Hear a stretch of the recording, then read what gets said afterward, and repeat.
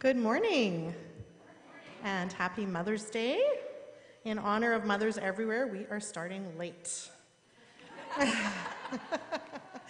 And also in honor of mothers everywhere, we are winging it today. We're going to have moments that work and moments that don't, and pauses that are filled with anxiety and laughter, and it's going to be great.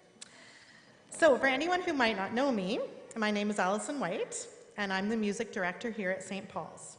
And sometimes when our minister is away, I get asked to lead a service. I'm still waiting for him to get asked to provide the music when I'm away. It hasn't happened yet. Anyway, this particular happening only occurs about once a year. So if you don't enjoy today's hour of worship, do not worry. I will be quiet for the next 51 Sundays behind the piano.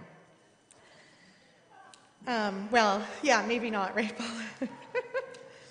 So, when Susan asked me to cover a worship service while Gord was away, she said I could choose May 7th or 14th. So I got out my calendar, and I saw that May 14th was Mother's Day. And I figured if I came to church, it would give the kids a solid hour to get themselves organized, wrapped gifts, and get the batter started for the waffles. In fact, right now, Bruce is probably texting them saying, "Guys, what should we get Mom for Mother's Day?" So, before we go any further, please accept a warm welcome to our worship this morning. This is indeed the day the Lord has made, and we shall be glad in it.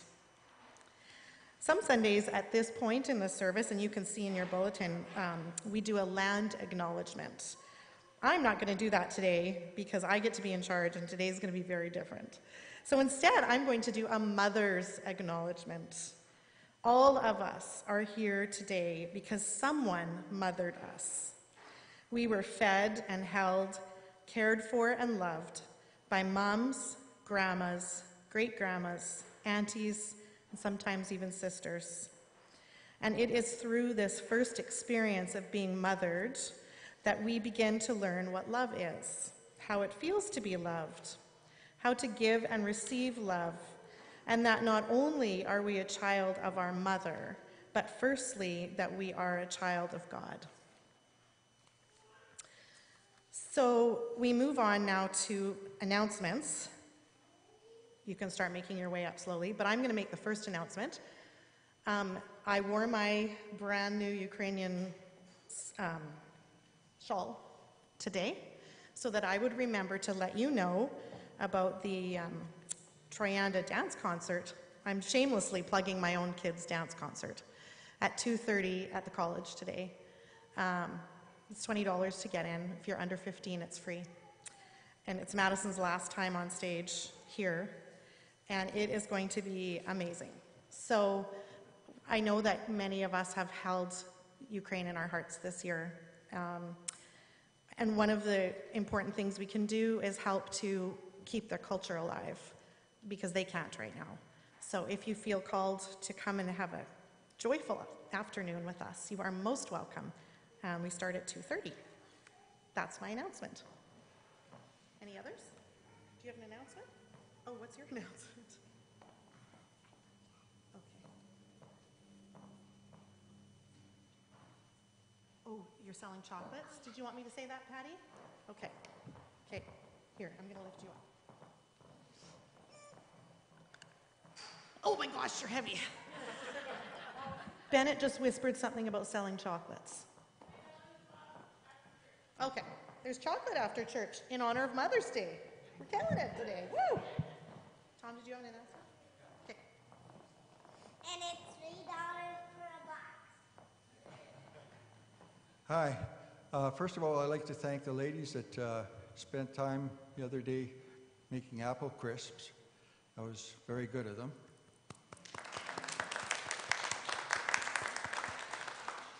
And that apple crisp will be ready for sale after the sermon.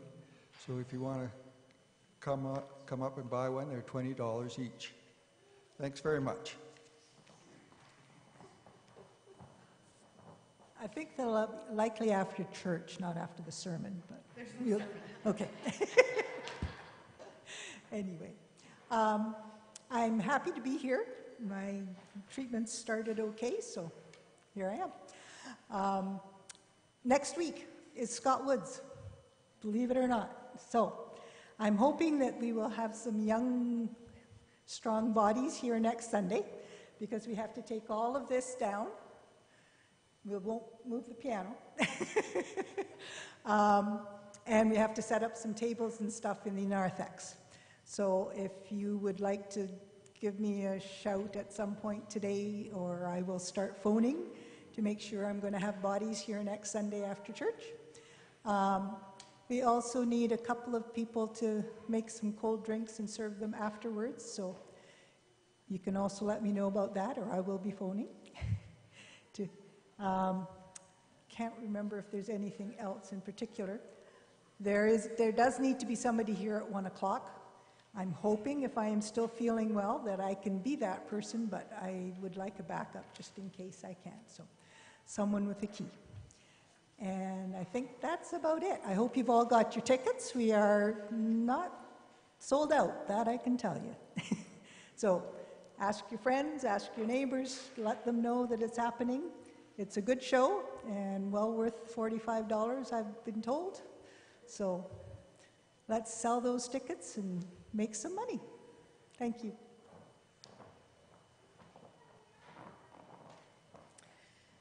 Okay, I'm going to change the order a smidge. Sorry, Brenda, or whoever's back there.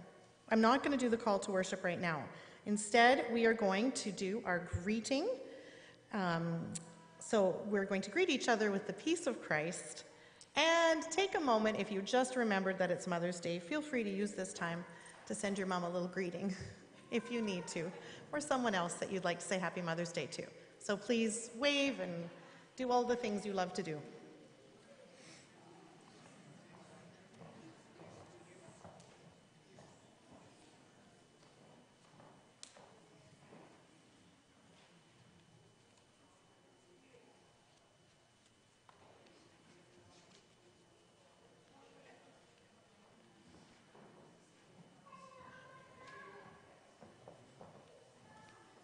All right, Emma's going to light our candle this morning.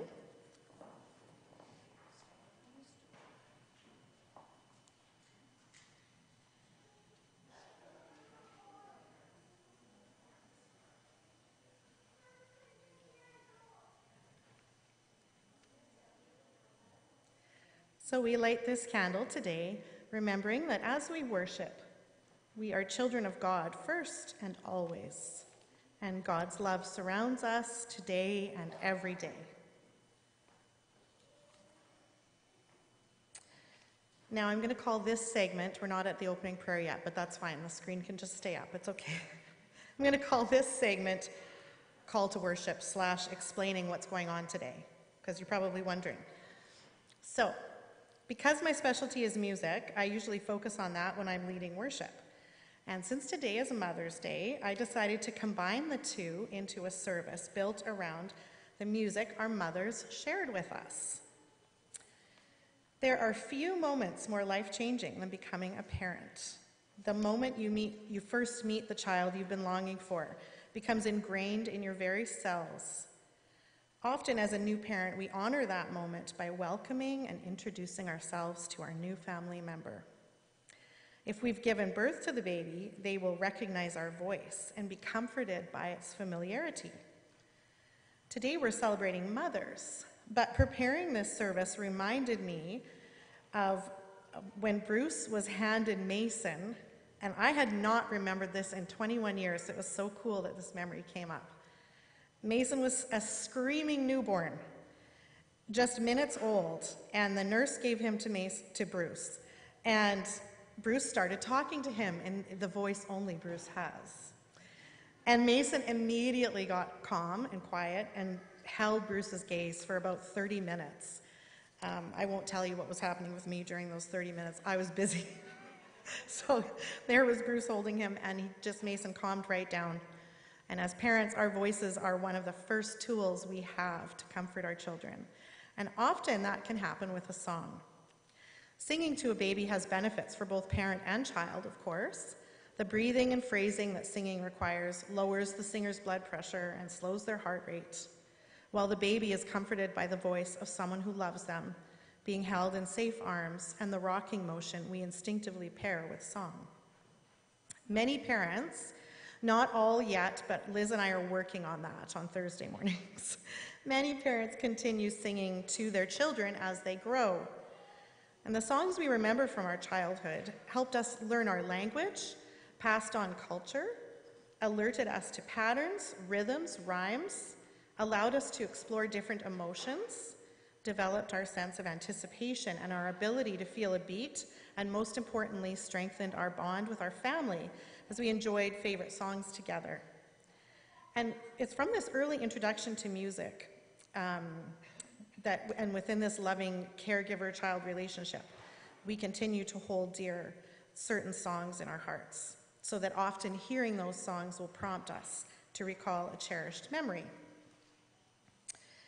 So today, Liz and Nora, Leslie Ann, Emily, Tasha, and Naomi have graciously agreed to share their moms with us and tell us a bit about the music they hold dear. That's why there's not a sermon. We're going to hear little stories today.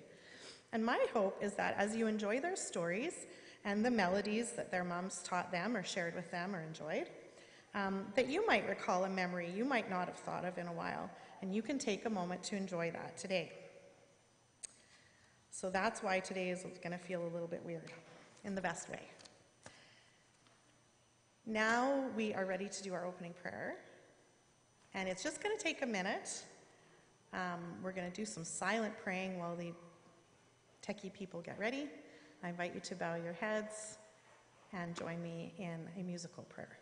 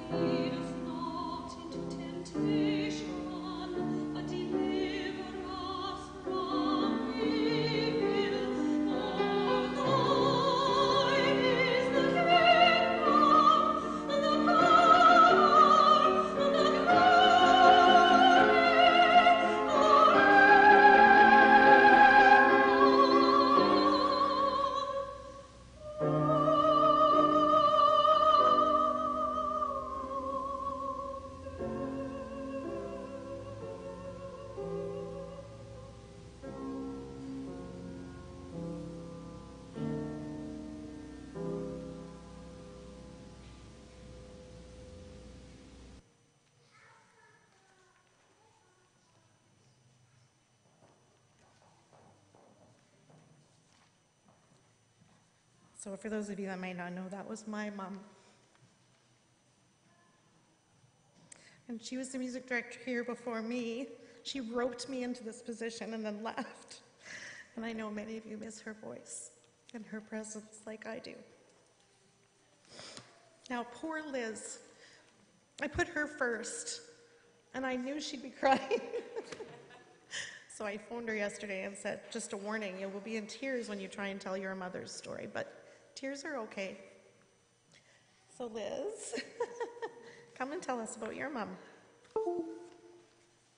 Oh, while she's getting up here, I wanted to say the postlude today is going to be a recording of Mom and Sharon Schellenberg playing a piano organ duet. So after Mom passed away, Sharon gave me this CD that she'd made, and it was half singing and half piano organ duets. So if you're wondering why I've copped out and I'm playing a recording, that's what you're going to hear at the end. Yeah.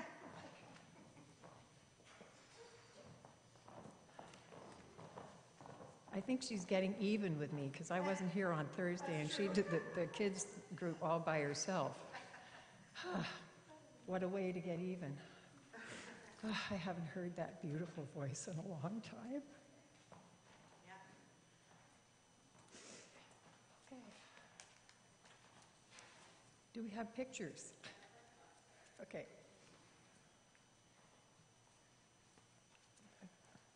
Happy Mother's Day, everybody. I'm kind of waiting for the pictures because they tell the story. I'll play a bit of the song while they're waiting. I was going to say, or, yeah, okay. Oh, thank you, yeah. There.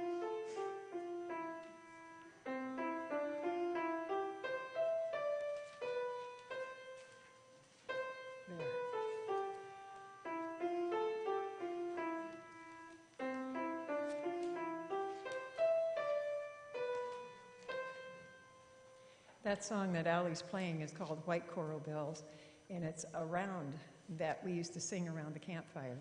The pictures that's up on the screen is of my mom, Mildred Miller, Scotty as they call her in some places. Hang on, I'm really rattled. Happy Mother's Day, Mom. Mom's watching. She's got my sister to set her up on YouTube, and she watches, I want you to know, all the important services, and she critiques them afterwards. She'll say, the bells are fabulous. Tell Allie she did a really good job. The bells were great. The anthem was really good today. And so, you know, she's tuning in from Quebec, and she made it through another winter. I am so thankful that she's here. She's 98, and she had kind of a rough go for a while, but she's well, and we're talking about the cottage today. I got to talk about Mom last year. We're doing it again this year. And when Allie asked about songs of growing up, I immediately went to the cottage. My dad was a dairy farmer, so we seldom went on vacation in the summertime. Instead, we spent lots of time at the cottage. And one of my favorite memories is sitting around the fire in the evening singing. There was the usual Michael, row your boat ashore, and Kumbaya. And we did those in harmonies. And then there was the White Coral Bells. And Mom would start that and kind of go through it a couple of times and then encourage us to join in. And my sisters and I would sing. And there was always something really magical about being at the cottage and being by the fire and singing by the lake. It was a safe place to be. And I think if there were constants in my life, one of them is the cottage. It's always there, and through all the changes and all the ups and downs that life can bring, we always turn to the cottage. You know, it seems like it's everlasting. And the other constant is my mom. My mom has been there for me through all of those things. There's the cottage, and there's the wharf, and you can see on the wharf there's a little red chair out there, well, a recliner. My mom spends time there as well, waving to the boats as they go by and watching the kids swim. So it's one of my favorite memories. So thanks for listening, and we're going to sing White Coral Bells. We'll see how this goes, right, Allie? Right. So you stay on that side. Yes, ma'am. And I'll stay here. And so it's a round, but we'll sing it twice, all together first, and then we'll break apart into a round. My side will start, let's say, and then you bring in your side when it's time. Yep, Okay. sounds good. Yep. Choir, maybe some of you go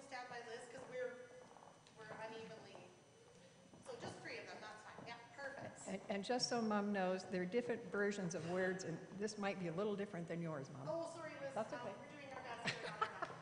Okay, so I played the tune for you, and let's sing it all together twice through, and then we'll stop for a minute. Here's your introduction. Here we go.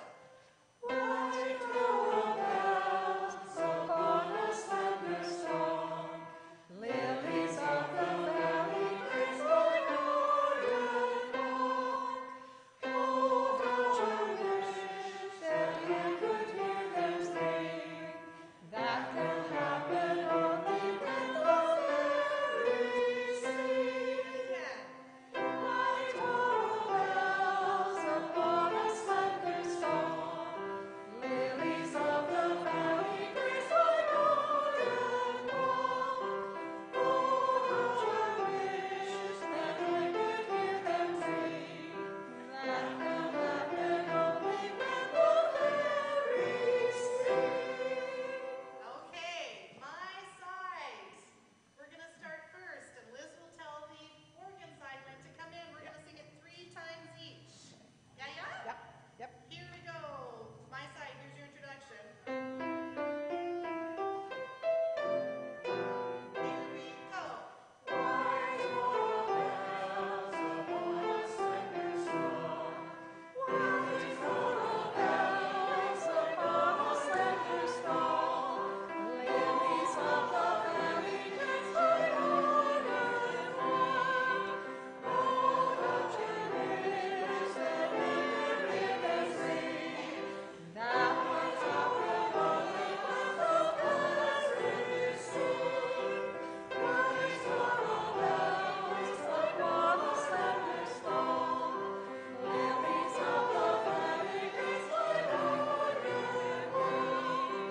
Oh, how I wish that we could hear them sing. That will happen only when the fairies sing. White bells upon a thunderstorm. Lilies of the valley, grace like golden dawn. Oh, how I wish that we could hear them sing. That will happen only when the fairies sing. White bells upon a thunderstorm. Lilies of the valley, grace like golden dawn. Oh, how I wish that we could hear them sing. That will happen only when the fairies sing.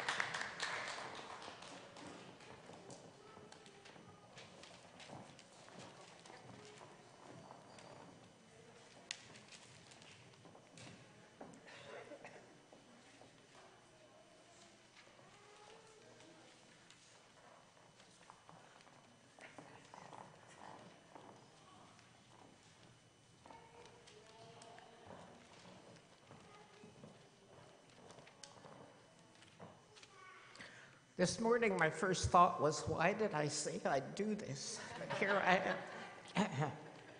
My mom was born in Warsaw, Poland in 1908. That picture is from her passport. Her maiden name was Elżbieta Zimmerman. She legally changed that to Elizabeth later on and was known as Betty. She came to Canada in 1930, where she learned to read, write, and speak English, and she never had any sign of an accent.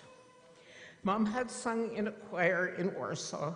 She loved to sing and could harmonize on hymns, especially Silent Night. Years ago, I was often the only alto in the choir. Mom would comment she could hear me when we did an anthem. I told her that was no compliment. When you sing in a choir, all voices should blend and not be heard individually. When she died, we found a copy of the old rugged cross in her things, assumed it was a favorite of hers, and so we sing it today.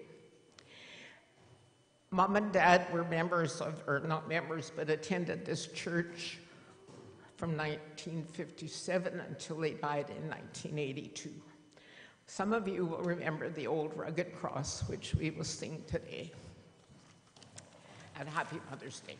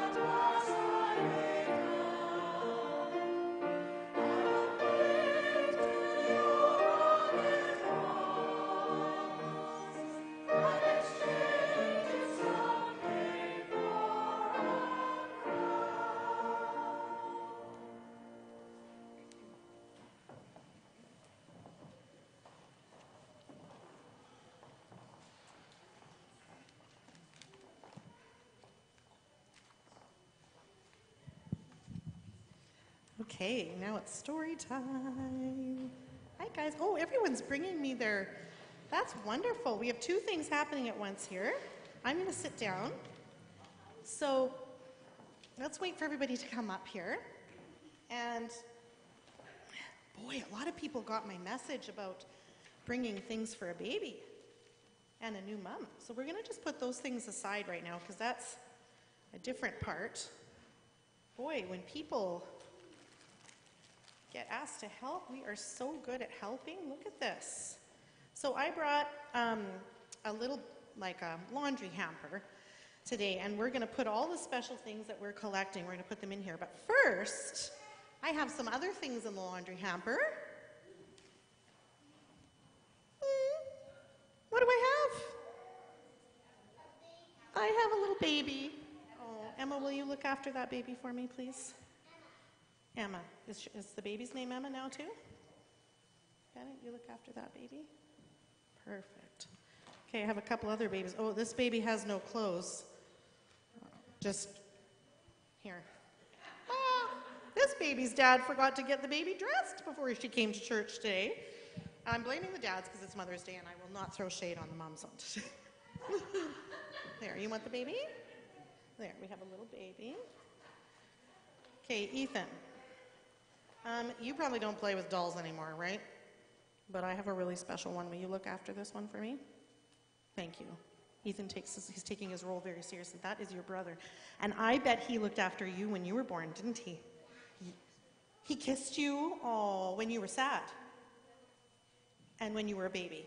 That's excellent. So sometimes, yeah, we'll share our babies around because, you know what, my house is out of babies now. So, everyone has a baby? Excellent. Now, let's imagine that our babies are crying. Here comes Casey. So we'll give Casey a turn with the baby too. Can everybody make a sound of a baby crying? Here we go. Oh, you guys are wimpy. Let's do it better. Baby crying, go. Oh, excellent. Now, what should we do? What could we do to help our baby stop crying here? We've got some ideas. Emma, what do you think we should do? Any ideas? She's kind of cuddling the baby, and I saw you go like this. Were you thinking bounce the baby? Yes, everybody bounce your babies. Bounce, bounce, bounce. Yes, excellent. Is everybody bouncing their babies? Good job. Oh, Casey's getting a bounce too. Okay, does anybody have any other ideas what we could do to help our babies stop crying? We could feed them. Oh, we've got some bottles here. We could feed the babies. Maybe Casey could feed Ethan's baby. There's a bottle. We could feed the baby. Okay, I think we have one more. Yeah, one more bottle for that baby. Okay. There, oh, excellent. Good feeding. What do we have to do after we feed them so that they don't start crying all over again? Well, we can't just put them right to sleep. We got to do something before that. Who can think of what we have to do? We have to burp, otherwise they're going to cry. Okay, so everyone put the baby over your shoulder. Give them a burp. There we go. Did you hear them burp? Your baby's still eating? Okay. What if the baby's still not happy? We fed them, we burped them. What else could we do? Anybody else? We could wrap them in a blanket. Yeah, you have a blanket already. Anybody else? Right? These are old school, man. This is how we played in the olden days. There you go, buddy. Any other ideas? What about singing to them? We could sing to them. Do your moms ever sing to you? Yeah? What's a song we could sing to the babies? We could sing ABCs. What's a song do you think, Ethan? Oh, that's one of my favorites. Let's sing Twinkle Twinkle to our babies. It's the same tune as ABCs. And we'll rock them at the same time, okay? Maybe the grown-ups will help us. Are you ready? Twinkle, twinkle, little star, how I wonder what you are. How above those so high, like a diamond in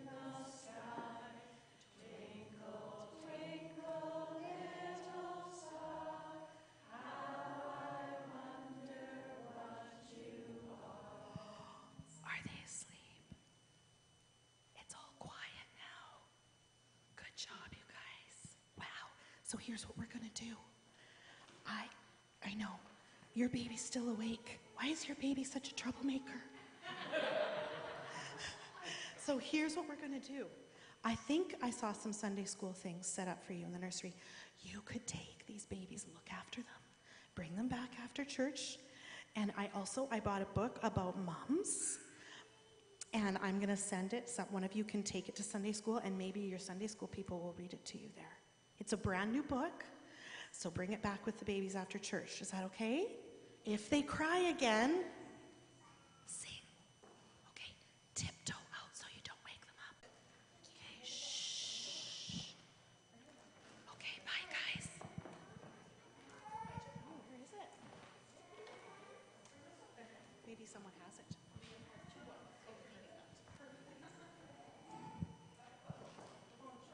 And here's an extra ball you can take.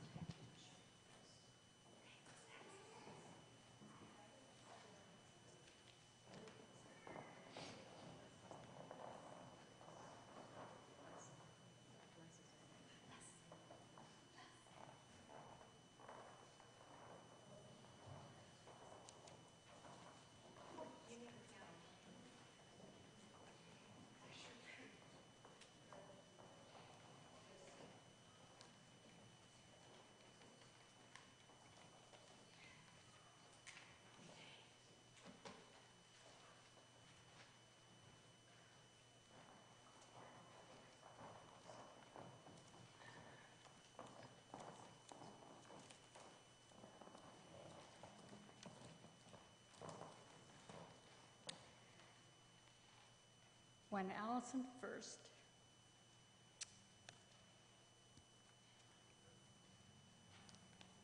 mentioned this idea, all I could think of was the piano organ duets that my mom and I played together.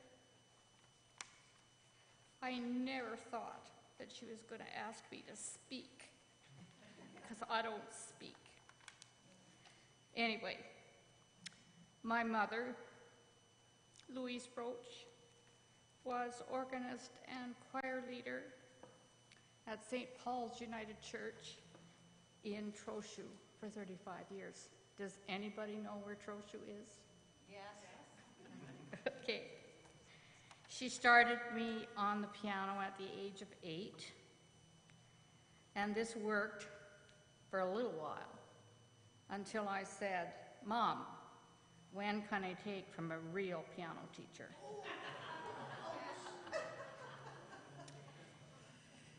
Fortunately, we had an excellent piano teacher in the very small town of Trochu, and I studied with her up to grade 10. And my mom helped me over all of the rough times, because there were times, especially grade 4 book, Toronto Conservatory, I could not get through those berets and all that stuff. But my mom really helped me get over that stumbling block, and then from then on it was clear sailing, for me anyway. She taught me how to play hymns. The first hymn I learned how to play was 613 in the old hymnary from the 1960s, Jesus Bids Us Shine, because there were a lot of repeated notes, and it was a very easy one to learn at first. She encouraged me to play for Sunday school, and then the next step was playing hymns and piano organ duets with her for church services in Trochu. Whenever I was home, after I got married, had children of my own, came to Grand Prairie, I would go home to visit, and anytime I was home, she would have me play hymns for the church service on Sunday morning, and we often played the particular piano organ duet that Lori is going to fill in for my mom today, and we're going to play this for you now. Thank you.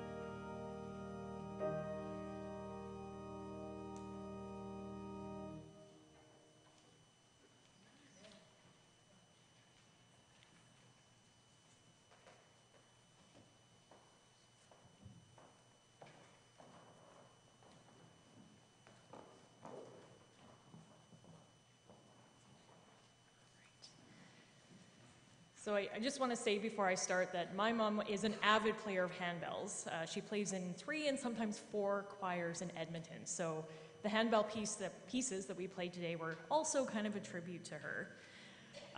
My mom, like me, was a scientist. She's retired now, but she was a medical biochemist. And so she would appreciate the fact that I did some research into one of her favorite hymns. So the text for the hymn Jerusalem was written by the eccentric British author William Blake, who also wrote the famous poem Tiger, Tiger, Burning Bright in the Forests of the Night. Blake wrote the poem around 1808, and although the hymn Jerusalem is often portrayed as a piece of ancient antiquity, it is actually just over 100 years old. Blake's poem was set to music by Hubert Parry in 1916, and fun fact, Parry also wrote the Ode to Newfoundland, which was the former national anthem and current provincial anthem of Newfoundland and Labrador. Now, although the hymn Jerusalem today is somewhat rejected as being colonial or xenophobic, the original meaning of the poem actually had little to do with colonialism or even religion. William Blake was an agnostic and often clashed with the politics of his day. Scholars now believe he may have been referring to the recreation of England as it was before the Industrial Revolution, with the New Jerusalem being portrayed as a place of peace and nature. The hymn Jerusalem became hugely popular in England during and following the Second World War, when it became a symbol of solidarity and hope. My mum, who grew up in England, heard this hymn everywhere. It was used by numerous political parties, cricket clubs, football leagues, and of course by the Church of England. So although this may not be my mom's very favorite hymn, this is one that reminds her strongly of her roots in England and her past and her family that is still there. So this is the hymn Jerusalem.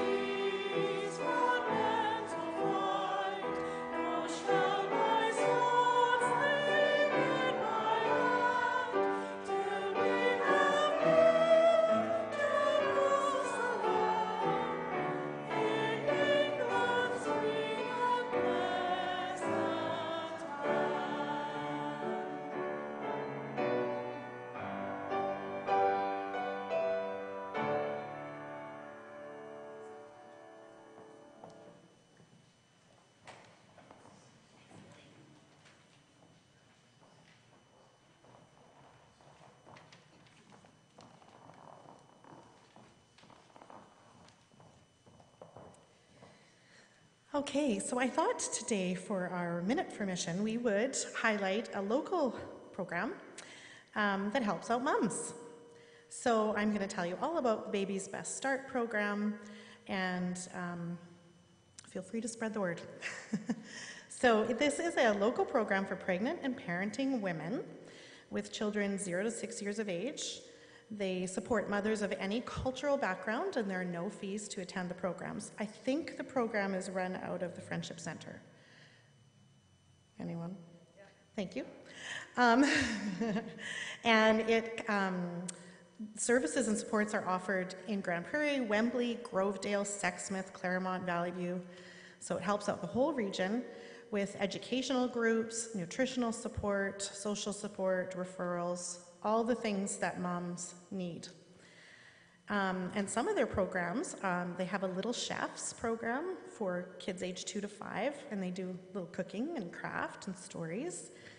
And they have a fresh food program where you can come and pay $10 and get some fruits and vegetables, nice and fresh. Cultural programs to help kids learn about Indigenous culture, and literacy groups and feeding groups, newborn care, postpartum help, a course about temper tantrums, picky eaters. Oh God, I could use this. And then, anyway, they just have everything. So I really wanted to support them, and I'm so grateful that you guys saw my message, and we've collected a few things already. I'm going to put them neatly back into the bag, and we're going to donate that to a new mom this week, and I'm sure she'll put it to good use. So during the offering, usually someone brings up the plate and then someone else takes the plate, but I can't do everything. I'm going to be playing. So whoever's bringing up the plate, feel free to bring it up, put it on the communion table while we are singing our offering 191.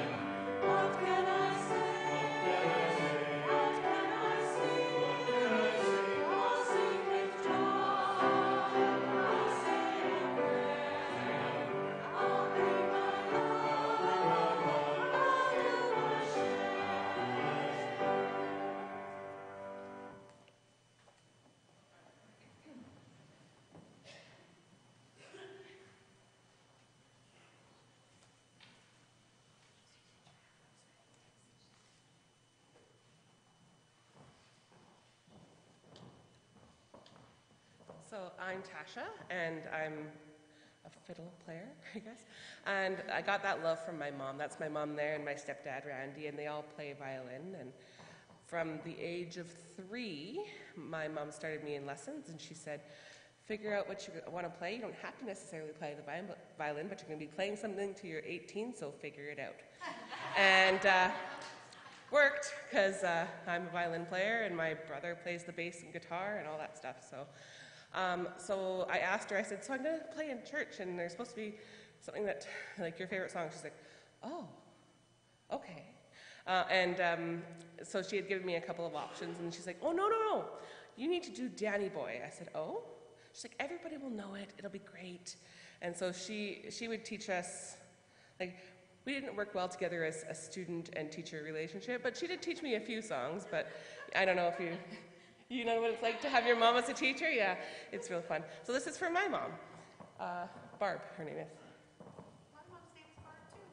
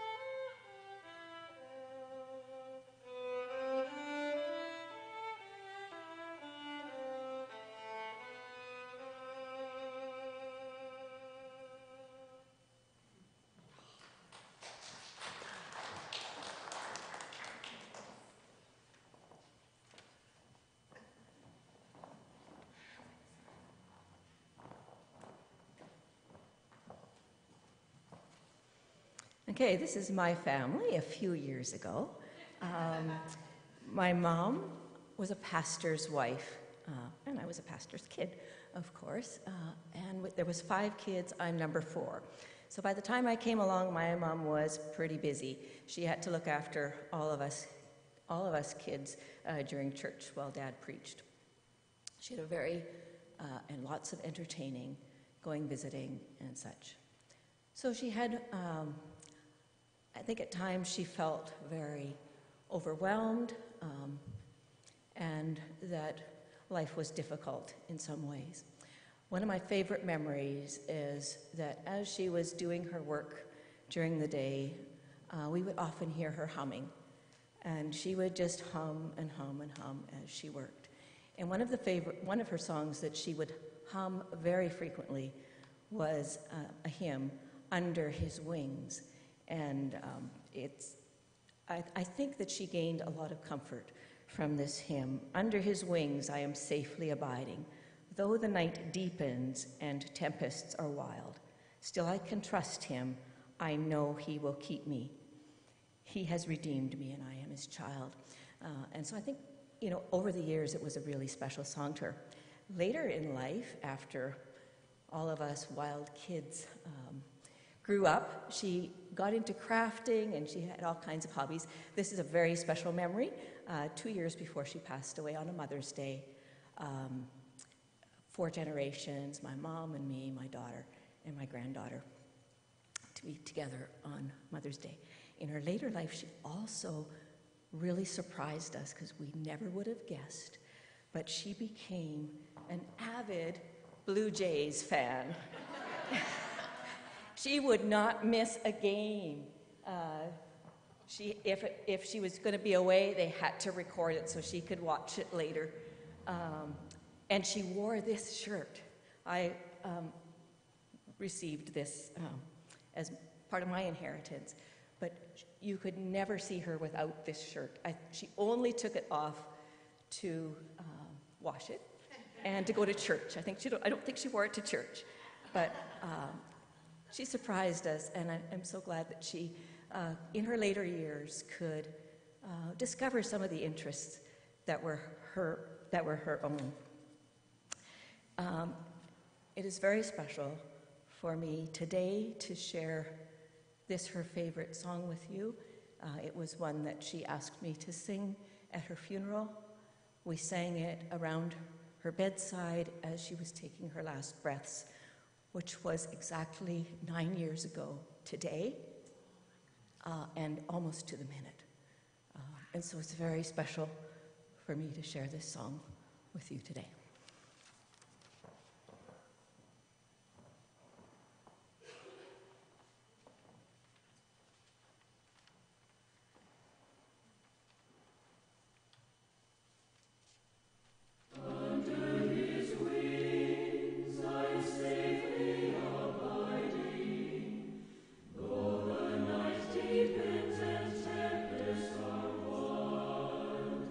Still I can trust in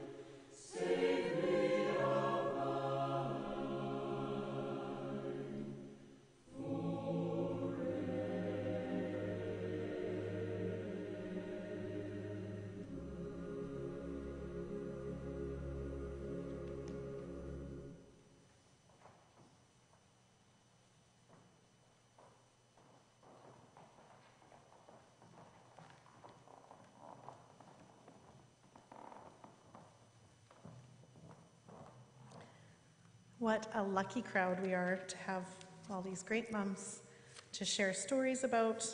And I hope you'll continue sharing stories with each other during coffee in the friendship room if you like. And thank you especially to our handbell ringers and to our story sharers and to whoever bought all the Kleenex for the sanctuary today. It was well used, I think. I forgot to do the prayer for the children's time, and so I'll let you know what it was going to be. It was going to be, Dear God, there are so many different kinds of moms in the world. Thank you for choosing the perfect one for me. So I hope that you can feel that prayer too today. May you all find some song in your week ahead, and hopefully share it with someone else. The choir is going to sing you a benediction, and then we'll hear the piano organ duet that I promised you, and then I hope you have a wonderful rest of your day and week ahead.